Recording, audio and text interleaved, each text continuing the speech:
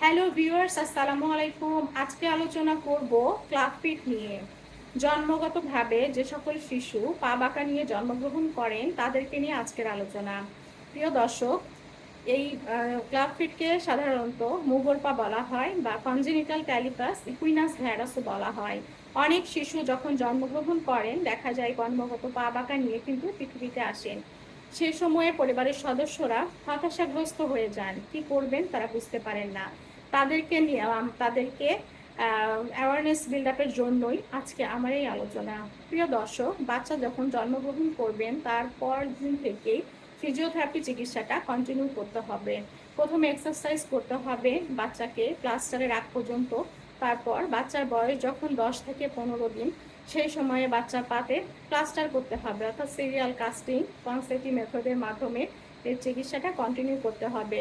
অনেক প্যারেন্টসরা বুঝতে পারেন না কি করবেন। প্রথমত প্লাস্টার করতে হবে, 1 সপ্তাহ পর পর প্লাস্টার চেঞ্জ করে তার ডিগ্রিটা মেনশন করে আবার কারেকশনে নিয়ে আসতে হবে। এভাবে কন্টিনিউ করতে হবে। কোনো বাচ্চার প্লাস্টার 3টাও লাগতে পারে, আবার 5টা থেকে 7টাও লাগতে পারে। বাচ্চার কার্ভের ওপর ডিপেন্ড করেই এটা কন্টিনিউ করতে হবে।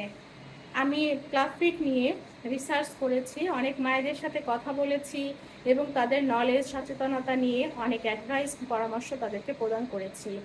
মায়েরা অনেক সময় আরবান এবং রুরাল এরিয়াতে দেখা যায় মায়েরা অনেকেই জানতেন না।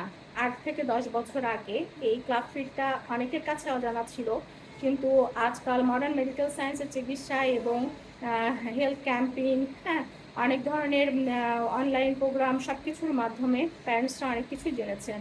তো এখন প্লাস্টার কমপ্লিট হলে বাচ্চাকে যেটা করতে হবে, কিছু কিছু বাচ্চার দেখা যায় সার্জারি প্রয়োজন হয়, অর্থাৎ টিনোটমি, সেই টিনোটমি কন্টিনিউ করতে হবে যাদের প্রয়োজন রয়েছে টেন্ডন টাইটনেসের জন্য। পরবর্তীতে এটাকে রিলিজ হলে, টেন্ডনটা টাইটনেসটা রিলিজ হলে বাচ্চাকে যেটা চলে যেতে হবে, অর্থাৎ ক্লাব ফিট ব্রেসে চলে যেতে হবে। প্রিয় দর্শক, এটাকে ডেনিস ব্রাউন স্প্লিন বলে। একটা বাচ্চা যখন প্লাস্টার কমপ্লিট করবে, টিনোটমিটা মানে কমপ্লিটের পর পরবর্তীতে বাচ্চার দেখা যায় ডেনিস ব্রাউন স্প্লিনটা খুবই জরুরি। এটা 22 থেকে 23 ঘন্টা করতে হবে একটা শিশুকে। শিশুটি যতদিন হাঁটা না শিখবে সেই সময়টা এটা ব্যবহার করতে হবে এবং ব্রেস ব্যবহারের মাঝামাঝি কিছু ব্রেক দিয়ে বাচ্চাকে কিছু এক্সারসাইজ করাতে হবে এবং পরবর্তীতে যখন বাচ্চা হাঁটা শিখে যাবে তখন বাচ্চাকে এফ অর্থাৎ অ্যাঙ্কেল ফুট অর্থোসিস ব্রেস ব্যবহার করাতে হবে। বাচ্চা যখন হাঁটবে সিঙ্গেল এফও পড়বে এবং যখন ঘুমাবে তখন ডেনিস ব্রাউন স্প্রিনটা ব্যবহার করবে। এভাবে বাচ্চাকে 4 থেকে 5 বছর বা তার ঊর্ধ্বে এটা কন্টিনিউ করলে বাচ্চার পা পুরোপুরি সুস্থ হয়ে যাবে। আজকের মতো আলোচনা এই পর্যন্তই। সকলেই ভালো থাকুন। আল্লাহ হাফেজ।